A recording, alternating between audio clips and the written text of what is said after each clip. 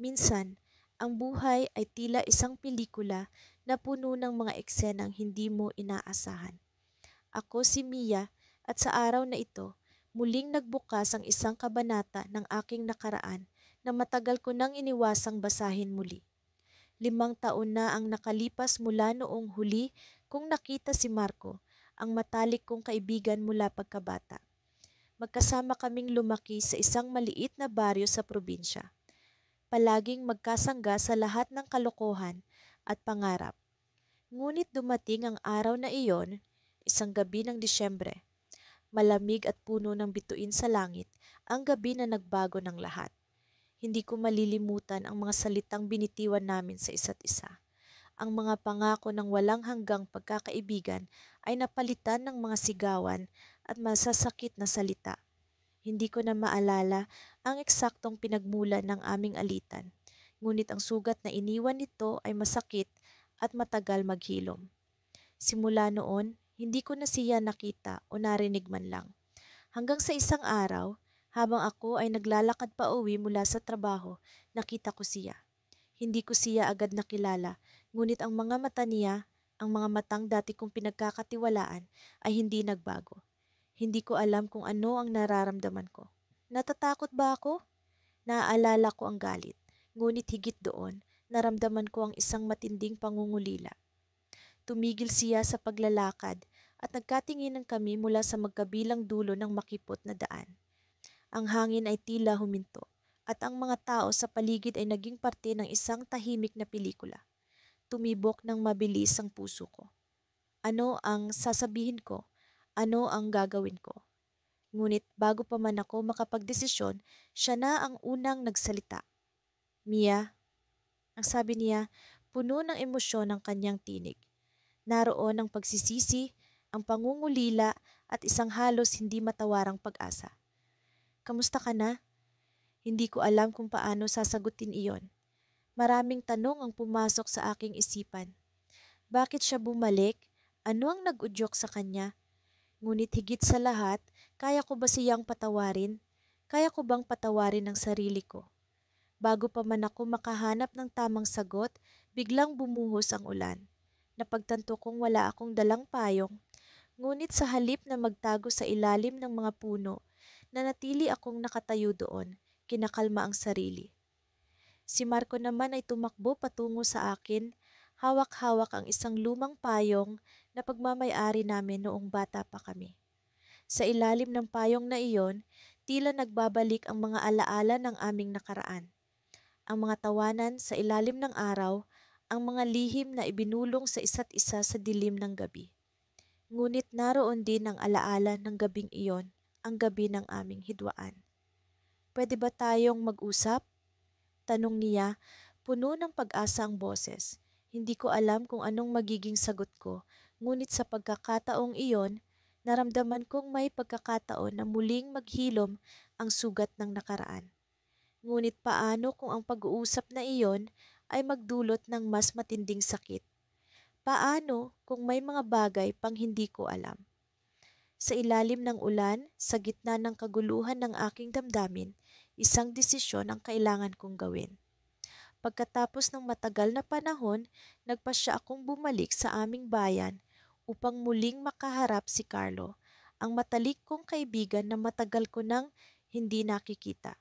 Sa tuwing naaalala ko ang mga masasayang araw namin, hindi ko maiwasang maramdaman ang sakit ng aming huling pagkikita.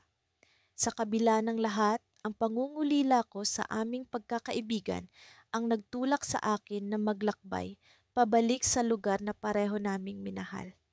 Pagdating ko sa bayan, bumalik ang mga alaala ng aming kabataan, ang mga tawanan, ang mga kalokohan, at ang mga pangakong sana'y hindi namin binitawan. Ngunit mas malakas ang alaalang iyon ng huli naming pag-uusap, nang kami nagkaroon ng matinding pagtatalo. Hindi ko na maalala ang buong detalye, ngunit naaalala ko ang pakiramdam ng pagtataksil. Ang init ng aming pagtatalo na tila apoy na lumamon sa aming pagkakaibigan. Nasa kalagitnaan ako ng pag-iisip nang makita ko si Carlo sa liwasan. Hindi niya ako napansin agad. Naglalakad siya, tila may hinahanap habang bitbit ang isang maliit na kahon. Napansin kong hindi siya nagbago. Pareho pa rin ang kanyang tindig at ngiti na palaging nagbibigay liwanag sa paligid. Tumibok ng mabilis ang aking puso. Hindi ko alam kung dahil sa kaba o pananabik. "Huy, Carlo!" Sigaw ko, pilit na pinipigilan ang panginginig ng aking boses. Nagulat siya at nang makita niya ako, bumalik ang nangiti sa kanyang mukha. Lumapit siya sa akin at sa unang pagkakataon ay naramdaman ko ang tamis ng kanyang yakap. "Ikaw pala, Alex, matagal na rin." Bungad niya, tila walang nangyari sa pagitan namin. Ngunit alam ko na sa loob ng kanyang nangiti ay may bahid ng pag-aalala. Alam ko na hindi kami pareho. May puwang sa pagitan namin na kailangang punan ng mga salitang matagal nang hindi nasasabi. Habang naglalakad kami sa liwasan, nag-usap kami tungkol sa mga bagay na pamilyar at hindi pamilyar. Ibinahagi ni Carlo ang kanyang mga pinagdaanan, ang mga pagsubok at tagumpay. Hindi ko maiwasang maramdaman ang pagkamangha sa kung paano niya hinarap ang mga ito. Nakita ko ang pagbabago sa kanya, mas matatag, mas mahinahon. Napagtanto ko na sa kabila ng distansya, pareho kaming lumago. "Alex, gusto kong may ipakita sa'yo," sabi ni Carlo, sabay abot ng kahon na bitbit niya. Sa loob nito ay mga larawan, mga lumang alaala ng aming kabataan mula sa aming unang araw sa eskwelahan hanggang sa huli naming pagkikita. Napuno ng emosyon ang aking puso at hindi ko napigilan ang pagpatak ng luha. "Naalala mo ba ang araw na ito? Hindi ko alam kung ano ang nangyari sa atin, pero gusto kong bumalik sa dati," sabi ni Carlo, puno ng sinseridad. Sa mga sandaling iyon, naisip ko ang halaga ng pagpapatawad. Hindi para sa kanya, kundi para sa amin pareho. Ang bigat ng sama ng loob na matagal ko nang kinikimkim ay nagsimulang maglaho. "Carlo, patawarin mo ako. Hindi ko alam kung paano ko nagawa iyon sa'yo, pero nanghihinayang ako sa nawala sa atin," sagot ko, puno ng pag-asam. Nagpatuloy ang aming pag-uusap at unti-unti naming binuksan ang mga sugat na matagal nang nakatago. Sa bawat salita ay naramdaman ko ang paggaan ng loob, ang pagbalik ng tiwala na matagal nang nawala. Ngunit habang kami naglalakad pauwi mula sa liwasan, may isang bagay na hindi ko inaasahan. Sa isang sulok, nakita ko si Mia, ang babae na naging dahilan ng aming pagtatalo. Ang kanyang presensya ay tila isang multo mula sa nakaraan, isang paalala ng aming mga pagkakamali. Ngumiti si Carlo, ngunit may bahid ng kaba sa kanyang mga mata. "Alex, may kailangan kang malaman. Hindi ako ang dahilan ng lahat ng iyon. May lihim na matagal ko nang gustong sabihin sa'yo." Napatigil ako, punong-puno ng kuryosidad at pangamba. Ano ang kanyang lihim? Paano ito makakaapekto sa aming pagkakaibigan? Sa kabila ng takot, alam kong ito ang pagkakataon upang tuluyang mapatawad ang nakaraan. Pinili kong makinig, pinili kong magtiwala. Sa huli, ang aming paglalakbay ay hindi lamang tungkol sa pagpapatawad, kundi sa pagtuklas ng katotohanan na magdadala sa amin sa bagong simula. Ngunit ang tanong, handa ba ako sa katotohanan na iyon? Nang araw na iyon, nagising ako na may kakaibang pakiramdam. Parang may isang bagay na inaasahan ko, ngunit hindi ko mawari kung ano. Paglabas ko ng bahay, ramdam ko ang malamig na hangin ng Disyembre na dahan-dahang humahaplos sa aking pisngi. Nagsimula ng maglabasan ng mga palamuti para sa Pasko sa paligid at ang mga ilaw na kumikislap ay tila ba nagdadala ng pag-asa sa bawat sulok ng aming maliit na baryo. Matagal ko nang hindi nakikita si Lila, ang matalik kong kaibigan mula pa noong kami bata. Ang huli naming pagkikita ay puno ng pag-asa, ngunit nauwi sa isang hindi pagkakaunawaan. Napakasakit isipin na ang tao na pinahalagahan mo ng buong puso ay biglang nawala na parang bula dahil sa isang hindi pagkakaintindihan. Ngunit ngayong umaga, tila may kumikirot sa aking dibdib na nagsasabing kailangan ko siyang makita. naglakad ako papunta sa paborito naming tambayan, isang maliit na parke na madalas naming pinupuntahan tuwing gusto naming makawala sa gulo ng mundo. Ang lugar na iyon ay punong-puno ng mga alaala, ang tawanan, ang iyakan at ang mga pangakong binitiwan namin sa isa't isa. Sa isang sulok ng parke, may nakita akong bench na kung saan madalas kaming mag-usap ng mga pangarap namin. Habang nakaupo, biglang may bumangon sa aking alaala, ang araw na nag-away kami. Ito ay dahil sa isang maliit na bagay na lumaki na lamang ng lumaki. Pareho kaming may kasalanan, ngunit dahil sa pride, hindi kami nagkaayos. Nagsimula akong magtanong sa aking sarili, kaya ko bang patawarin siya? Kaya ba niyang patawarin ako? Napatingin ako sa langit at doon ko napansin ang isang pamilyar na silweta na papalapit sa akin. Hindi ko inaasahan ang pagdating ni Lila, ngunit narito siya, naglalakad patungo sa aking kinauupuan. Ang kanyang mukha ay punong-puno ng ngiti, ngunit may bakas ng lungkot sa kanyang mga mata. Tila ba ito ay isang pag-amin ng kanyang nararamdaman, ang lungkot ng hindi pagkakaintindihan at ang pag-asang muling maibalik ang dati naming samahan. "Kamusta ka na?" tanong ni Lila habang umupo sa tabi ko. Hindi ko alam kung paano ko siya sasagutin. Napakaraming emosyon ang lumalaro sa aking isipan. Galit, lungkot, pangungulila at pag-asa. Ngunit sa halip na sagutin siya ng mga salitang iyon, isang simpleng mabuti naman ang nasabi ko. Nagkaroon ng katahimikan sa pagitan namin, ang uri ng katahimikan na puno ng mga salitang hindi mabigkas. Ngunit sa katahimikang iyon, naramdaman ko ang koneksyon namin, na kahit hindi kami nag-uusap, naiintindihan namin ang isa't isa. Nagpakawala ako ng malaking buntong hininga at nagtanong sa kanya, "Lila, bakit nga ba hindi natin maalis ang galit na ito?" Ngumiti siya sa akin, isang ngiti na puno ng pag-unawa. "Alam mo, minsan, mas mahirap patawarin ang sarili kaysa sa ibang tao. Natatakot tayong aminin na nagkamali tayo, kaya pinipili nating itago na lang ang sakit." Sa puntong iyon, naisip ko ang lahat ng mga masasayang alaala namin. Ang mga sandaling iyon ang nagbigay lakas sa akin upang sabihin, "Lila, patawarin mo ako. Kung pwede ko lang ibalik ang oras, hindi ko hahayaang mangyari ang hindi pagkakaintindihan na iyon." Nakita ko sa kanyang mata ang pagluha, ngunit ito'y mga luha ng kaligayahan. "Ako rin, patawarin mo ako. Pareho tayong nagkamali, pero sa tingin ko, mas matimbang ang pagmamahal at pagkakaibigan natin kaysa sa galit." Doon ko naramdaman ang pagluwag ng aking dibdib. Parang isang malaking batong nakapatong sa puso ko, ang unti-unting naglaho. Sa wakas, natutunan naming patawarin ang isa't isa, at sa pagpapatawad na iyon, natutunan din naming patawarin ang aming mga sarili. Ngunit sa kalagitnaan ng aming pag-uusap, biglang may isang lalaki na lumapit sa amin. Nakasuot siya ng itim na jacket at may hawak na isang envelope. Ang kanyang mukha ay seryoso, ang kanyang mga mata ay tila may hinahanap. "Pasensya na, kayo ba ang magkaibigang sina Lila at Mia?" tanong niya. Nagkatinginan kami ni Lila, puno ng pagtataka.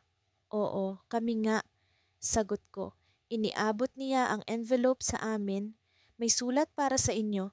Galing ito kay Daniel." Si Daniel, ang kapatid ni Lila na matagal nang nagtrabaho sa ibang bansa.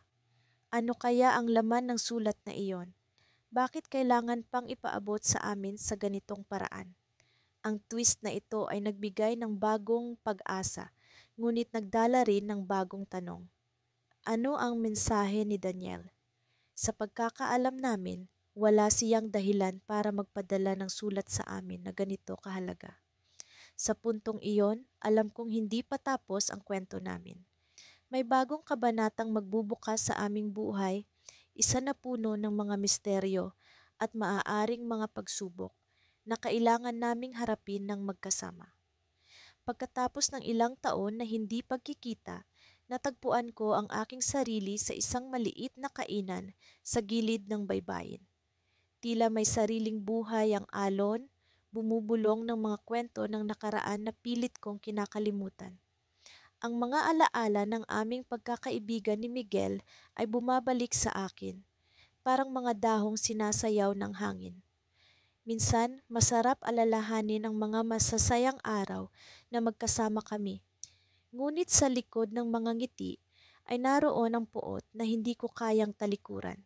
Nang sa wakas ay dumating siya, natagpuan ko ang aking sarili na hindi makapagsalita.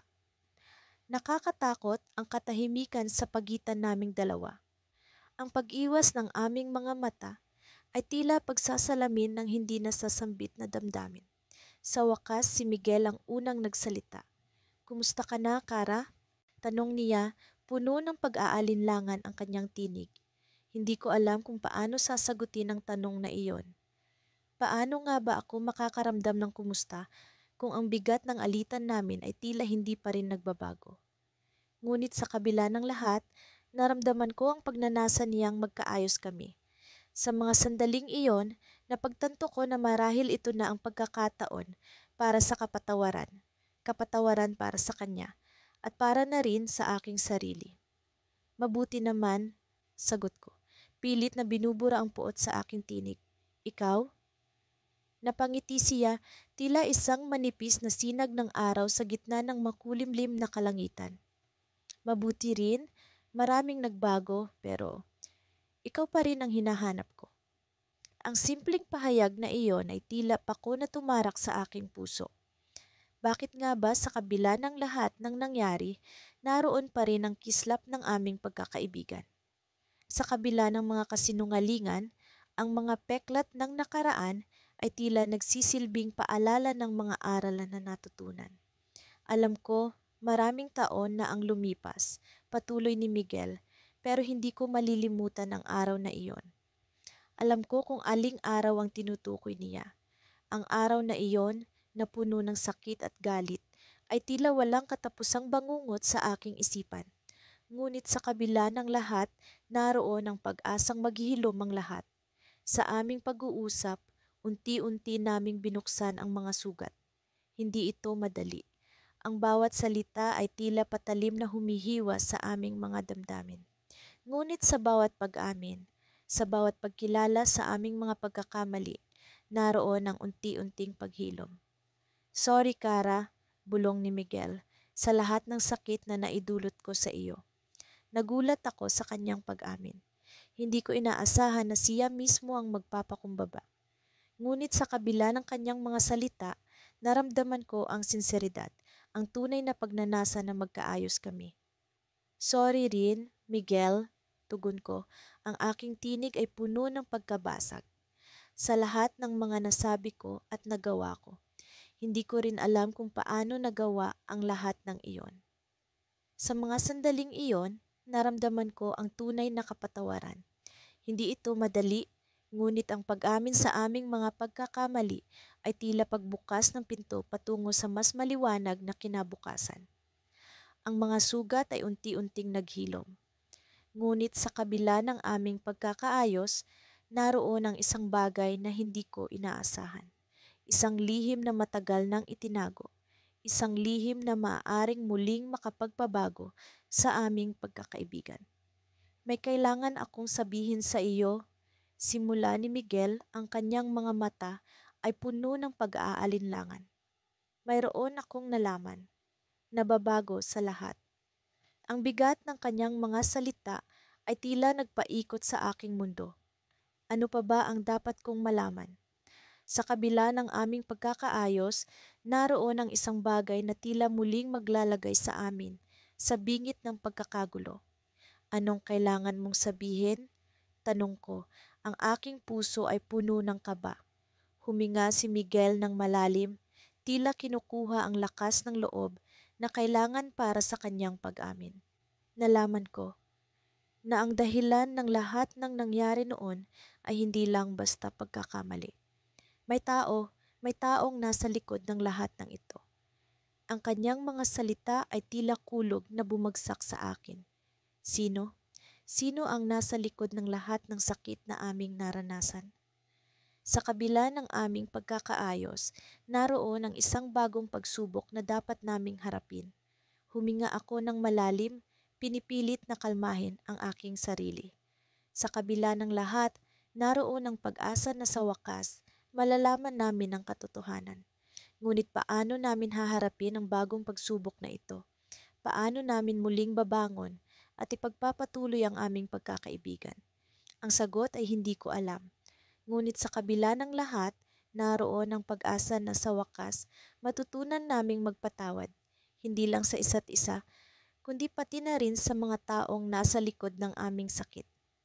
Habang nakatayo ako sa harap ng pintuan ng kapehan na dati naming tambayan, hindi ko maiwasan ang pag-aalala. Matagal na rin simula nang huli kaming nagkita ni Elisa. Ang huling pagkikita namin ay puno ng sakit, mga salitang hindi napigilang bitawan, mga pangakong napako at mga damdaming nasaktan. Ngunit ngayong narito ako, dala ang pag-asang maibabalik ang dati naming samahan. Hindi ko maiwasang magtanong sa sarili kung may puwang pa ba ang pagpapatawad sa aming dalawa. Pumasok ako sa loob at mabilis kong nasulyapan si Eliza na nakaupo sa sulok, katabi ng bintana kung saan madalas kaming umupo noon. Nakayuko siya, tila abala sa pagbabasa ng isang libro. Napansin ko ang paborito niyang kape na tumutulong pa ang usok, isang senyales na kararating lang din niya. Naglakad ako papunta sa kanya at sa bawat hakbang ay bumibigat ang pakiramdam ko. Paano kung hindi pa siya handang magpatawad? Paano kung ang lahat ng ito ay magiging isa na namang pagkakamali? Elisa, tawag ko sa kanya habang nakatayo na ako sa harap ng mesa. Nagangat siya ng tingin at nagkatagpo ang aming mga mata. Sa sandaling iyon, bumalik sa akin ang lahat ng alaala. Ang mga tawanan, ang mga iyakan at ang mga sandaling akala ko'y hindi na matatapos. Ngumiti siya, isang ngiting puno ng kaba at pag-asa. Salamat at dumating ka, Mira, sabi niya, at sa tono ng kanyang boses, naramdaman ko ang sinseridad. Umupo ako sa harap niya at saglit kaming natahimik. Nag-iwas kami ng tingin, tila nag-aalangan kung paano sisimulan ang lahat.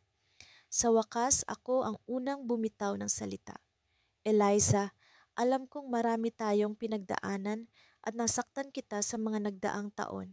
Hindi ko alam kung paano kita mapapatawad pero gusto kong subukan. Tumango siya at sa kanyang mga mata ay naramdaman ko ang sakit na pinagdaraanan niya. Mira, hindi rin naging madali para sa akin.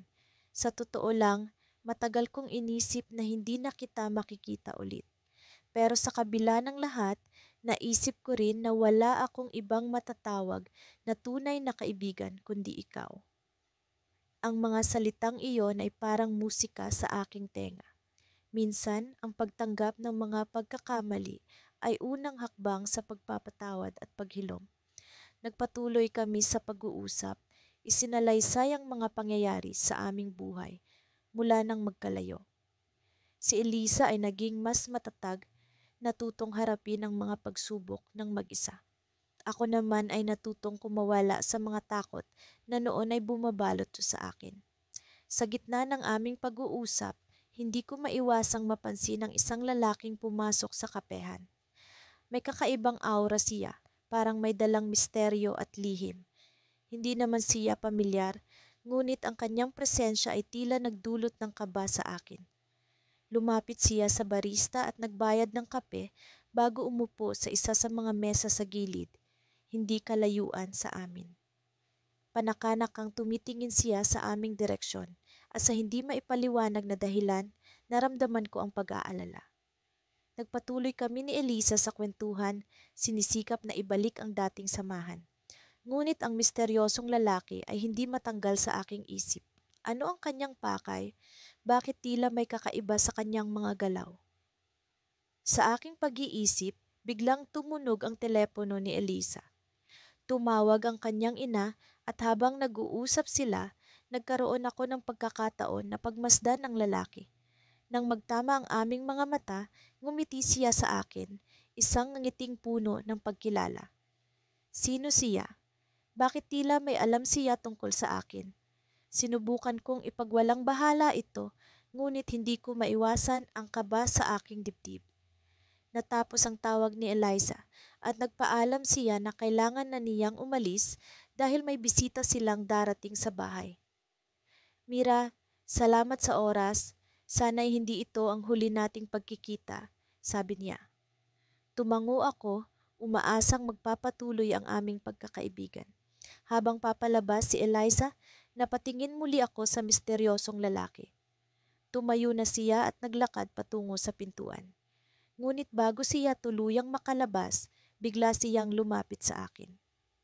Mira, may kailangan kang malaman, sabi niya. Ang kanyang boses ay puno ng pagkabahala. Bumilis ang tibok ng puso ko. Ano ang alam niya? Ano ang dapat kong malaman? Pagkatapos ng mga salitang iyon, lumabas siya ng kapehan at iniwan akong nag-iisip. Ano ang ibig sabihin ng kanyang babala? Ang sandaling iyon ay puno ng hindi inaasahang twist, isang cliffhanger na nag-iwan ng misteryo sa aking isipan. Sa kabila ng lahat ng nangyari sa amin ni Eliza, ang bagong kaganapan na ito ay nagbabadya ng panibagong pagsubok, isang pagsubok na maaaring magbago sa aming mga buhay at pagkakaibigan. Ang liwanag ng buwan ay nagbigay ng mahinang liwanag sa paligid habang naglalakad kami ni Tess sa tabing dagat. Matapos ang lahat ng nangyari, ang pag-uusap namin ay tila isang tahimik na alon na unti-unting bumabalik sa dalampasigan. Ang bawat hakbang namin ay puno ng pag-asa at takot sa kung anong maaaring mangyari sa aming hindi inaasahang pagkikita. Anong iniisip mo, Tess? Tanong ko habang tinatanaw ang malalaking alon na humaharap sa amin. Napansin ko ang bahagyang pag-aalinlangan sa kanyang mga mata, tila may bumabagabag sa kanya na hindi pa niya naibabahagi sa akin. Iniisip ko kung paano tayo nakarating sa puntong ito, Mia, sagot niya na may kaunting ngiti sa kanyang labi. Sino ang mag-aakala na matapos ang lahat ng sakit, magkakasama pa rin tayo dito? Ako'y napabuntong hininga, iniisip ang mga taon ng hindi pagkakaintindihan at tampuhan. Ang mga alaalang puno ng lungkot at galit ay unti-unting nagkakaroon ng bagong kahulugan. Parang ang bawat alon ay may daladalang pag-asa at kapatawaran. Alam mo ba, Tess, minsan iniisip ko kung paano ko hinarap ang mga araw na wala ka sa tabi ko. Lahat ng oras na ginugol ko sa pag-aalala kung paano kita muling makakausap. Sabi ko, sinubukang ikubli ang tremor sa boses ko. Kahit ako, Mia, lahat ng oras na ginugol ko sa pag-iisip kung paano ko ipapaliwanag ang nangyari. Kung paano ko sasabihin na hindi ko sinasadya. Aniya, biglang sumeryoso ang kanyang mukha. Nangyari ang lahat ng iyon nang hindi ko inaasahan. Minsan, sa tingin ko, masyado tayong naging mapaghusga sa mga pagkakataon. Naramdaman ko ang bigat ng kanyang mga salita, ang pag-aalala na dati kong nararamdaman ay unti-unting nauupos. Sa kabila ng aming pinagdaraanan, naroon pa rin ang pag-asa na ang lahat ng sugat ay maghihilom sa tamang panahon. Tess, hindi ko alam kung paano kita pinatawad, pero alam kong kailangan ko. Para sa atin, para sa pagkakaibigan natin, sabi ko habang nararamdaman ang init ng kanyang kamay sa aking balikat, isang tanda ng muling pagkakaibigan. Salamat, Mia. Salamat sa pag-unawa at sa pagkakataong ito, sagot niya. Ang kanyang mga mata ay puno ng taos-pusong pagpapahayag. Sa sandaling iyon, alam ko na kahit gaano pa kahirap ang daan, ang pagkakaibigan namin ay hindi basta-basta mawawala. Habang naglalakad kami pabalik sa aming cottage, bumalik sa akin ang alaala ng huling pag-uusap namin bago ang hidwaan. Ang mga salitang binitiwan namin na puno ng galit at hindi pagkakaintindihan. Ngunit ngayon, tila ang mga sugat na dulot ng nakaraan ay unti-unti nang gumagaling. Hindi ko maiwasang mapangiti sa kabila ng lahat ng sakit. Parang may bagong pag-asa na kahit gaano pa kalalim ang sugat, Ang pagpapatawad ay ang susi upang muling maghilom ang lahat. Bigla naming narinig ang isang tunog mula sa likod namin. Napalingon kami ni Tess at doon namin nakita ang isang pamilyar na mukha. Si Liza, ang kaibigan naming nagdulot ng lahat ng hindi pagkakaintindihan. Hindi ko alam kung paano ko haharapin ang sitwasyong iyon. Mia, Tess, sabi ni Lisa. Ang boses niya ay puno ng pagsisisi. Kailangan kong makipag-usap sa inyo. Bawat hakbang niya patungo sa amin ay parang kislap ng kidlat sa kalangitan. Ang damdamin ko ay biglang nagulo. Ang takot at galit ay nag-uumapaw sa aking puso. Hindi ko alam kung handa na ba akong harapin ang katotohanan na dala ng kanyang pagdating. Liza, hindi ko alam kung ano pa ang sasabihin mo, sagot ni Tess. Ang kanyang boses ay puno ng pag-aalinlangan. Ngunit bago pa man siya makapagsalita, naramdaman ko ang malamig na hangin na bumalot sa amin. Ang katahimikan ay tila isang balon ng walang katiyakan. Ano ang mangyayari sa amin? Ang pagkakaibigan ba namin ay muli bang susubukin ng mga lihim na hindi pa namin nalalaman? Mia, Tess, may kailangan kayong malaman. Sabi ni Liza, ang kanyang boses ay puno ng kaba. Ang kanyang mga mata ay naglalaman ng lihim na tila matagal na niyang itinatago. Sa kanyang mga salita, alam kong may bagong pagsubok na darating. Ngunit sa kabila ng lahat, nararamdaman kong kami ni Tess ay handa na. Ang muling pagkakaibigan namin ay ang magiging lakas namin sa pagharap sa kahit anong pagsubok na darating.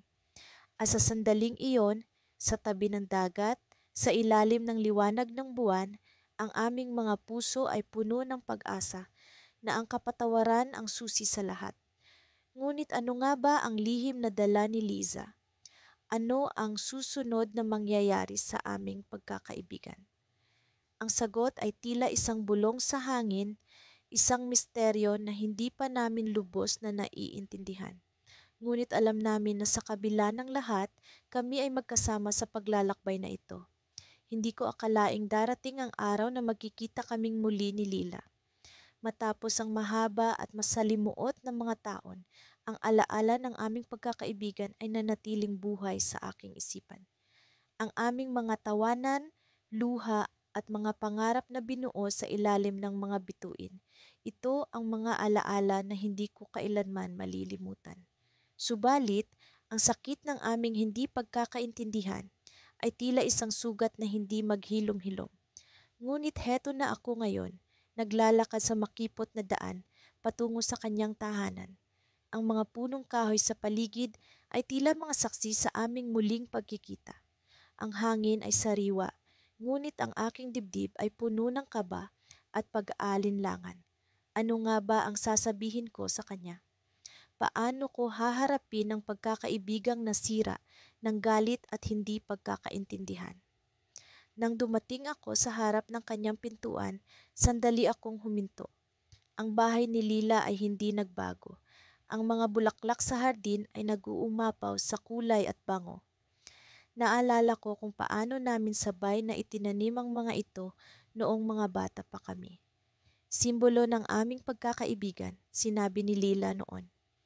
Ngayon, ang mga bulaklak na iyon ay tila nagsisilbing paalala ng mga alaala at pangakong hindi natupad. Sa wakas, kumatok ako. Isang katok na tila pumunit sa katahimikan ng hapon. Ilang sandali pa, bumukas ang pinto. Si Lila na nakasuot ng simpleng bestida at may nangiti sa kanyang mukha ay tila hindi nagbago. Sa likod ng kanyang mga mata, nakita ko ang parehong kinang ng dating Lila na aking nakilala. Ana, bati niya, ang kanyang tinig ay puno ng saya at pag-asa.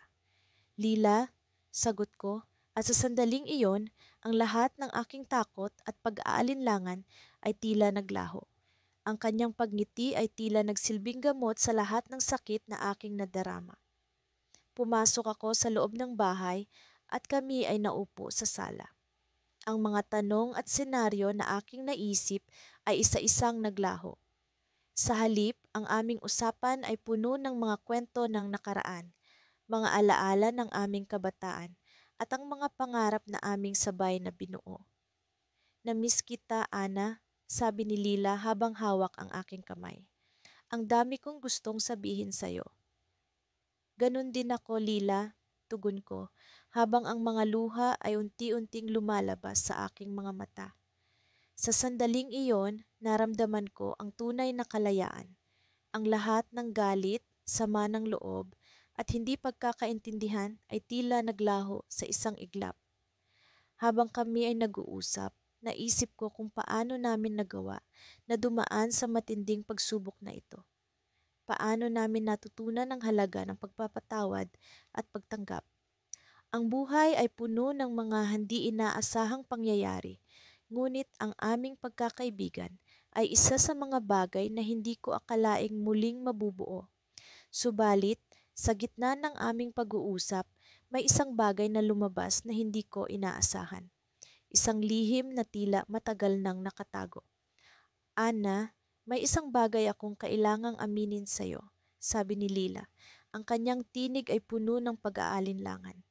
May kinalaman ito sa dahilan kung bakit hindi tayo nagkita ng matagal. Nagulat ako sa kanyang sinabi. Ano nga ba ang lihim na ito? Ano ang hindi ko alam na maaaring makapagpabago sa lahat?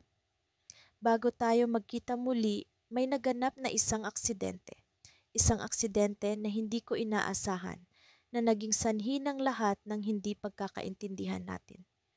Ang kanyang mga salita ay tila kidlat na pumunit sa katahimikan ng silid. Ano ang aksidenteng iyon? Ano ang hindi ko alam sa aming kwento? Nang sa wakas ay isiwalat ni Lila ang tunay na nangyari, hindi ko akalain ang aking maririnig. Ang aksidenteng iyon ay isang bagay na lubos na makakapagbago ng aming pananaw sa nakaraan. Isang bagay na hindi ko inaasahan, na nagsilbing dahilan ng lahat ng sakit at galit. Habang nakaupo kami at iniisip ang lahat ng ito, sa kabila ng sakit, naramdaman ko ang isang bagong pag-asa. Ang aming pagkakaibigan ay muling nabuo kahit na hindi namin alam kung ano ang mangyayari sa hinaharap. Ang aming kwento ay hindi pa tapos. Sa likod ng aming mga ngiti at luha, alam kong may bagong kabanata na nag-aabang. Ano nga ba ang susunod na mangyayari? Sa kabila ng lahat, alam kong ang aming pagkakaibigan ay matatag at puno ng pag-asa. Nang bumalik ako sa aming bayan, hindi ko maalis sa isip ko si Marco. Matagal na ang lumipas mula nang huli kaming nagkausap, at ang mga alaala namin ay tila mga kapeng unti-unting lumalamig sa isang lamesang napabayaan. Sa kabila ng lahat ng nangyari, sa kabila ng sakit at galit na bumalot sa aming pagkakaibigan, alam kong may bahagi pa rin sa puso ko na naglalayon ng muling pagkikita. Araw ng Sabado, naglakad-lakad ako sa parke kung saan kami madalas tambay ni Marco. Ang mga puno ay tila mga saksi sa aming mga tawanan at kwento. Sa bawat hakbang ko, bumabalik sa akin ang mga alaala ng masayang kabataan. Sa isang sulok, nakita ko ang isang bench na dati naming inuupuan. Tila ba inaanyayahan ako ng bench na iyon na magpahinga at mag-isip. Habang nakaupo, biglang may naglarawan sa aking isip. Ang huling pag-uusap namin ni Marco, pareho kaming bata pa noon, padalos-dalos at hindi marunong magtimpi. Nagkasagutan kami sa isang maliit na bagay, ngunit sa aming pagkakaibigan, ang maliit na bagay na iyon ay lumaki at naging dingding na humadlang sa amin. Pareho kaming nagmatigas, walang gustong magpakumbaba, at mula noon, hindi na kami nag-usap. Ngunit sa paglipas ng mga taon, natutunan ko ang halaga ng pagpapatawad. Ang mga sugat ay hindi maghihilom kung ito'y patuloy na kakalkalin. Kailangan ko ring patawarin ang sarili ko dahil sa panahon na iyon, hindi ko rin siya naintindihan. Marahil ganoon din ang nararamdaman ni Marco. Sa pag-iisip na ito, naramdaman kong kailangan kong hanapin siya at ipakita ang aking pagbabago. Nagdesisyon akong puntahan ang bahay nila Marco.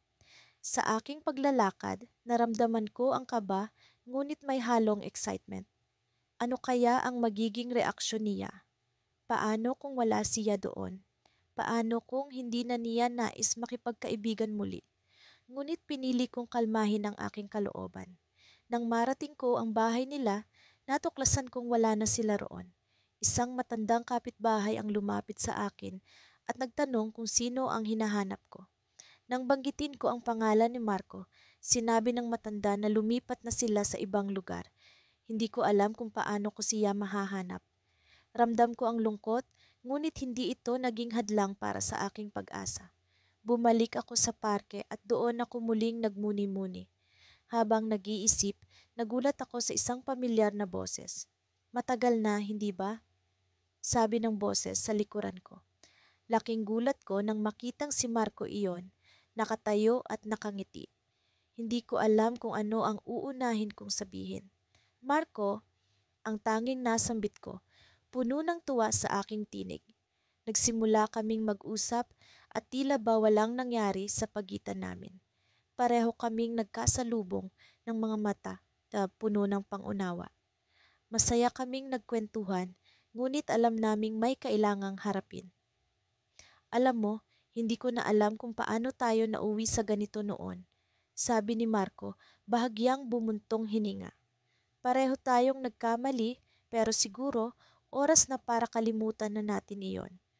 Sa pag-uusap na iyon, naramdaman kong unti-unting bumabalik ang liwanag sa pagkakaibigan namin. Pareho kaming natutong patawarin ang isa't isa, hindi lamang dahil sa mga pagkakamali, kundi dahil sa pag-unawa sa isa't isa. Naramdaman ko ang isang bagong simula, isang pagkakataon para sa amin na muling buuin ang aming pagkakaibigan. Ngunit ang aming saya ay hindi nagtagal. Sa kalagitnaan ng aming masayang kwentuhan, biglang may tumawag kay Marco. Nakita ko ang pag-aalala sa kanyang mga mata habang kausap niya ang nasa kabilang linya. Nang ibaba niya ang tawag, nag-iba ang kanyang ekspresyon. "Kailangan kong umalis," sabi niya, halatang nagmamadali. "Pasensya na, pero may emergency. Magkikita tayo ulit, promise." Naiwan akong nag-iisa, puno ng pag-aalala at tanong. Ano kaya ang nangyari? Bakit siya nagmamadali? Habang nag-iisip, napansin ko ang papel na naiwan ni Marco sa bench. Kinuha ko ito at binasa. Ang mga nakasulat doon ay nagbigay sa akin ng kaba at pag-aalala. "Alam kong mahirap ang lahat, pero kailangan ko ang tulong mo. Delikado na ang sitwasyon. Hindi ko na alam kung paano ko haharapin ito mag-isa." Napaisip ako sa mensahe. Ano ang ibig sabihin ni Marco? Ano ang pinagdaraanan niya? Sa kabila ng bagong simula namin, tila ba may mas malalim na pagsubok na naghihintay. Alam kong kailangan kong malaman ito. Kailangan kong tulungan si Marco, sa kabila ng lahat. Sa puntong iyon, alam kong hindi pa tapos ang kwento namin. Sa likod ng muling pagkakaibigan, naroon ang masalimuot na realidad na kailangan naming harapin. Sa gitna ng pagsubok, natutunan ko ang halaga ng tunay na pagkakaibigan, ang hindi pag-iwan sa isa't isa sa oras ng pangangailangan. Ang tanong, ano ang pinagdaraanan ni Marco at paano kami haharap sa bagong pagsubok na ito? Sa wakas, narito na ako sa lugar kung saan hindi ko inakalang babalik ako. Ang maliit na kapehan sa tabing dagat, kung saan madalas kaming mag-abang ng paglubog ng araw. Matagal na ang lumipas mula nang huli kaming magkasama ni Marco, ang matalik kong kaibigan na tila naglaho na lang sa buhay ko. Sa bawat pag-ikot ng mundo, sa bawat araw, nagbago ang lahat, mga pangarap, mga plano, at pati na rin ang aming pagkakaibigan. Isang tawag ang nagbago ng lahat. Isang tawag mula sa kanya na tila bumalik mula sa kawalan. "Kailangan natin mag-usap," ani Marco sa boses na puno ng kaba. Hindi ko akalain na maririnig ko muli ang kanyang tinig. Sa totoo lang, hindi ko alam kung paano sisimulan ang pakikipag-usap sa kanya. Sa dami ng taon na lumipas, paano ko ba pupunuin ang agwat na namagitan sa amin? Nakarating ako sa kapihan ng mas maaga sa napagkasunduang oras. Inisip ko kung tama bang pumunta ako, kung tama bang bigyan ko siya ng pagkakataon para ipaliwanag ang matagal niyang pananahimik. Alam kong hindi naging madali ang mga taon para sa akin, ngunit sigurado akong hindi rin naging madali para sa kanya. Sa una, Puno ako ng galit, hinanakit at mga katanungan. Bakit niya ako iniwan? Bakit niya piniling manahimik? Pero sa paglipas ng panahon, natutunan kong tanggapin ito at matutong magpatawad kahit hindi niya hinihingi. Habang nakaupo ako sa isang sulok, pinagmamasdan ko ang mga alon na humahampas sa dalampasigan. Puno ang aking isip ng mga alaala, mga tawanan, mga pangarap, mga plano, hanggang sa unti-unti kong naramdaman ang paglapit ng isang pamilyar na presensya, si Marco. Hindi ko alam kung paano magsisimula, paano kami babalik sa dati. Pero narito kami, sa parehong lugar kung saan nagsimula ang lahat. Salamat sa pagpunta, bungad ni Marco, tila nabunutan ng tinik sa dibdib nang makita ako. Hindi ko alam kung ano ang sasabihin. Maraming tanong, maraming salita, ngunit parang hindi sapat ang oras para sa lahat ng iyon. Pero bago pa man ako makapagsalita, agad niyang inilahad ang kanyang kwento. Ang kwento ng dahilan ng kanyang pagkawala, ng kanyang pananahimik. Alam kong mahirap para sa'yo, pero kailangan ko munang ayusin ang sarili ko. Sabi niya, puno ng pagsisisi at pag-unawa. May mga bagay na hindi ko kontrolado, mga bagay na kailangan kong pagdaanan ng mag-isa. Hindi ko alam kung paano ko ipapaliwanag, pero sana maintindihan mo. Napuno ang puso ko ng kaunting galit, ngunit sa huli, mas nanaig ang pag-unawa. Hindi ko alam ang lahat ng kanyang pinagdaanan, ngunit alam kong hindi naging madali ang kanyang mga desisyon. Sa bawat salita niya, ramdam ko ang bigat ng kanyang pinagdaanan, ang mga pasakit na kinailangan niyang lampasan ng mag-isa. Sa aming mahabang pag-uusap, napagtanto ko ang halaga ng pagpapatawad, ang pagtanggap sa mga pagkakamali, ang pag-intindi sa mga hindi inaasahang pangyayari. Maraming beses akong nagkamali sa paghusga, ngunit ngayon handa na akong magbigay ng pangalawang pagkakataon. Ang pagkakaibigan namin ni Marco ay hindi perpekto, ngunit ito'y isang kwento ng pagtanggap at paghahanap ng pag-unawa sa kabila ng sakit at pagkabigo. Sa gitna ng aming pag-uusap, isang hindi inaasahang revelasyon ang bumalot sa aking isipan. Alam mo ba kung bakit ako bumalik? Tanong ni Marco, tila may hinahanap na kumpirmasyon. Hindi ko alam ang sagot, ngunit ang susunod niyang pahayag ang nagpatigil sa aking mundo.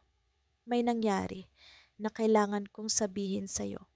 Hindi ako makapaniwala sa narinig ko. Isang lihim na matagal ko nang hinahanap, isang katotohanang bumalot sa likod ng kanyang pagkawala. Sa kanyang mga mata, nakita ko ang kaba, ang takot na baka hindi ko siya maintindihan. Ngunit sa kabila ng lahat ng iyon, naririto kami sa parehong lugar, sa parehong oras, nagsisimula muli. Ang paghaharap namin ay puno ng mga tanong at sagot, ng pag-unawa at mas malalim na pagkakaibigan. Hindi ko alam kung ano ang susunod na mangyayari, pero alam ko na hindi ko siya pababayaan. Ang aming kwento ay hindi pa tapos. May mga bagay pa kaming kailangan ayusin, mga sagot na kailangan hanapin. Habang papalubog ang araw, napagtanto ko na sa kabila ng lahat ng pagsubok, natutunan kong magpatawad at natutunan kong hindi lahat ng bagay ay may kasagutan. Ngunit sa bawat hakbang, sa bawat bagong simula, may pag-asa, may pagkakaibigang muling nabuo. Ngunit hindi ko alam na ang susunod na kabanata ng aming kwento ay magdadala sa amin sa isang mas malaking pagsubok. Isang pagsubok na magpapabago sa aming mga buhay. At habang tinitingnan ko si Marco, nararamdaman ko ang bigat ng kanyang lihim na magdadala sa amin sa isang hindi inaasahang landas. Sa gitna ng aming pagtanggap, isang bagong hamon ang paparating at hindi ako sigurado kung paano namin ito haharapin. Ngunit sigurado akong hindi kami susuko. Sa ilalim ng maaliwalas na langit, nakatayo ako sa harap ng pintuan ng isang lumang kapehan, ang lugar kung saan nagsimula ang lahat para sa aming dalawa ni Mateo. Isang dekada na ang nakalipas, ngunit tila sariwa pa rin sa alaala ko ang mga kabataan naming tawanan at pangarap na binuo sa pagitan ng mga tasa ng kape. Ngayon, sa paglipas ng mga taon, narito ako muli, tanga ng pagkakataong maghilom at magpatawad mula sa mga sugat ng nakaraan. Sa loob ng kapehan, natagpuan ko si Mateo na nakaupo sa aming paboritong sulok. Ang kanyang mga mata ay tila puno ng kaba, ngunit may bakas din ng pag-asa. Hindi ko maipaliwanag ang damdamin ko. Isang halo ng takot at pananabik. Matagal na naming pinagdaanan ang mga pagsubok na bumago sa takbo ng aming pagkakaibigan. Ngunit ito ang araw na magtatapos na ang lahat ng hindi pagkakaintindihan. Ana, bungad ni Mateo habang ako'y naupo sa harap niya. Maraming salamat sa pagpunta. Tumango lamang ako, sinubukang itago ang pagkalito sa aking kalooban. Sa kabila ng lahat ng sakit na dinulot ng nakaraan, narito ako para muling bumuo ng tulay sa pagitan naming dalawa. Nagsimula ang lahat nang nagkaroon kami ng hindi pagkakaintindihan tungkol sa negosyo na sabay naming pinasok. Ang pagkakaibang opinyon, pagkukulang sa komunikasyon at hindi sinasadyang mga pagkakamali ang naging ugat ng aming pagkakaalitan. Mateo, alam ko na pareho tayong nasaktan, pero gusto kong malaman mo na handa akong magpatawad. Sabi ko, habang pinipilit kong ibigay ang mga salitang matagal ko nang gustong sabihin. Hindi madali, pero naiintindihan ko na kailangan nating maghilom para sa ikabubuti ng lahat. Napansin ko ang pagluwag ng kanyang mukha, ang pag-aalala na tila nawawala. Ana, ako rin, hindi ko alam kung paano ko ipapaliwanag ang lahat, pero ang mahalaga sa akin ay maibalik ang tiwala at pagkakaibigan natin. Habang nagpatuloy ang aming usapan, unti-unting bumabalik ang dating sigla ng aming samahan. Nagsimula kaming magbahagi ng mga kwento, mga alaala ng kabataan at mga karanasan na nagpatibay sa amin. Ang kape ay tila naging simbolo ng bagong simula, isang pagkakataon na magsimula muli sa mas malalim na pag-unawa sa isa't isa. Ngunit sa gitna ng aming pag-uusap, may biglang nagising sa aking isipan. Isang lihim na itinago ko sa kanya na kahit ako ay hindi inaasahang maibubunyag. Mateo, sabi ko habang nag-aalangan, may isang bagay na kailangan mong malaman. Tumigil siya, nakatingin sa akin ng may pagtataka. Ano iyon, Ana? Muli kong naramdaman ang tibok ng aking puso, ang kaba na tila bumabalot sa aking pagkatao. Ang dahilan kung bakit naging mas mahirap para sa akin ang lahat ng ito ay dahil sa isang bagay na ginawa ko. Isang pagkakamali na hindi ko na ipagtapat noon. Nagpatuloy ako sa kwento na may halong pag-aalinlangan at takot na baka ito ang maging dahilan ng pagguho ng aming muling nabubuong pagkakaibigan. Ikinuwento ko ang isang pagkakataon kung saan nagkamali ako sa desisyon na naging sanhi ng aming hindi pagkakaintindihan. Isang desisyon na itinago ko sa kanya. Napansin ko ang pagbabago sa kanyang ekspresyon, ang pag-aalala sa kanyang mga mata. Ana, bakit hindi mo sinabi noon? Tanong ni Mateo, halatang nasaktan sa aking revelasyon. Natakot ako na magalit ka, na tuluyan nang mawala ang lahat sa atin, sagot ko, habang pilit na pinapakalma ang sarili. Pero ngayon, gusto kong maging totoo sa iyo.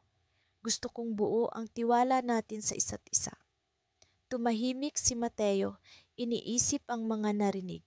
Ang katahimikan ay tila walang hangganan, ngunit sa kabila nito, naramdaman ko ang unti-unting pag-unawa sa kanyang mukha. Ana, lahat tayo ay nagkakamali. Ang mahalaga ay ang pag-amin at pag-unawa. Salamat sa pagiging tapat. Sa mga sandaling iyon, naintindihan ko na ang tunay na halaga ng pagpapatawad ay hindi lamang sa pagpapatawad sa iba, kundi pati sa sarili. Ang pag-amin sa pagkakamali ay isang hakbang patungo sa mas matibay na pundasyon ng anumang relasyon. Ngunit bago pa man magpatuloy ang aming usapan, may biglang pumasok na estranghero sa kapehan. Ang kanyang presensya ay tila may dala-dalang hindi inaasahang balita. Lumapit siya sa amin, hawak ang isang sulat. Meron kayong sulat mula sa isang hindi kilalang nagpadala, sabi ng estranghero, habang iniabot ang sobre sa amin. Habang binubuksan ito, naramdaman ko ang pag-aalinlangan. Ano kaya ang nilalaman nito? Ano kaya ang magiging epekto nito sa aming muling nabubuong pagkakaibigan? Sa sulok ng aking isipan, may takot na bumalik ang mga lumang sugat, ngunit may pag-asa rin na ito ang magiging susi sa aming tuluyang paghilom. Ang twist o cliffhanger ng kwentong ito ay nagsisimula pa lamang. Ang mga oras ay tila mga alon sa dagat. Minsang kalmado, minsang nagngangalit. Ganoon ang pakiramdam ko habang nakaupo sa ilalim ng puno ng mangga sa likod ng bahay ni Lila. Matagal-tagal na rin mula nang huli kaming nagkita at sa totoo lang, hindi ko alam kung paano sisimulan ang pag-uusap na ito. Ang mga dahon ng mangga ay nag-iingay sa hangin na para bang kasama nilang bumubulong ang mga pangungusap na hindi ko masabi. "Kamusta ka, Sam?" tanong ni Lila habang dahan-dahan siyang naupo sa tabi ko. Parang walang nangyari, parang hindi kami nagkagalit noon, parang hindi kami nagkasakitan. Ngunit alam naming dalawa na nasa likod ng mga ngiti at simpleng tanong ang mga sugat na iniwan ng aming alitan. "Alam mo, Lila, hindi madali para sa akin ang pumunta rito. Pero alam ko na kailangan natin ito." Sagot ko, pilit na hinahanap ang tamang tono upang sabihin ang mga salitang ito. Hindi ito ang unang beses na nag-usap kami, pero ito ang unang beses na nagkaharap kami mula nang mangyari ang lahat.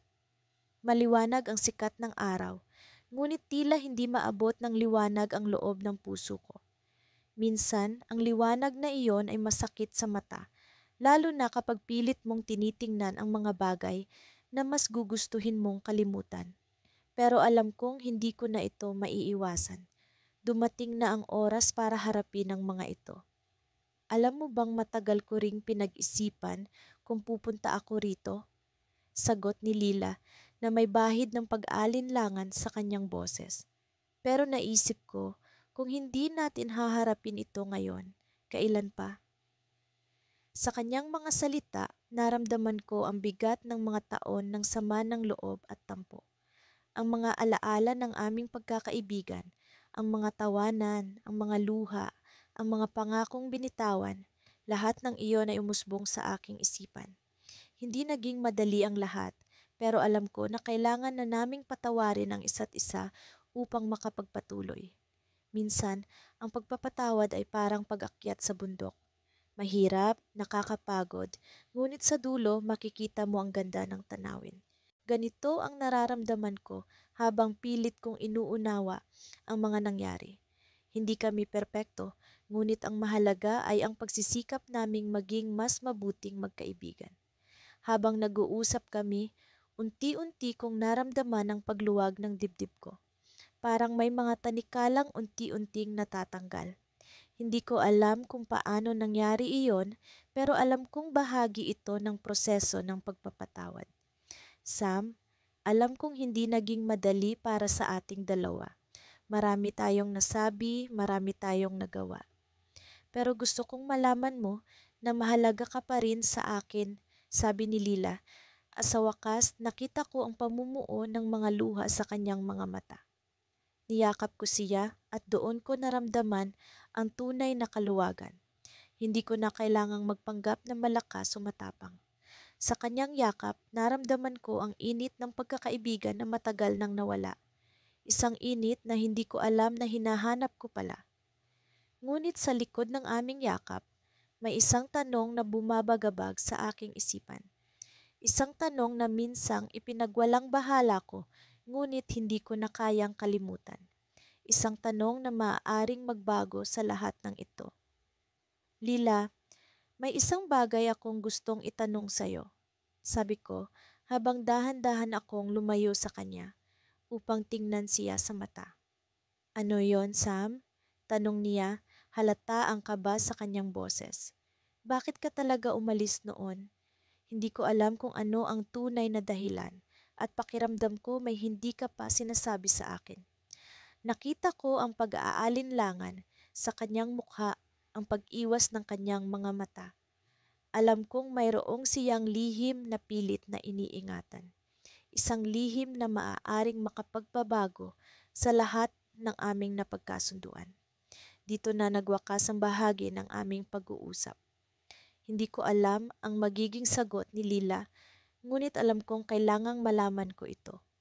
Ang tanong na ito ang magiging susi upang tuluyang makapagpatuloy kami sa pagpapatawad at sa pagbuo ng aming pagkakaibigan. Sa ilalim ng puno ng mangga, habang ang mga dahon ay patuloy na nagbubulong, naramdaman ko ang bigat ng mga susunod na sandali. Ang mga alon ay nagngangalit at alam kong hindi pa tapos ang kwento namin. Sa likod ng aming pagpapatawad, may isang lihim na naghihintay na mabunyag.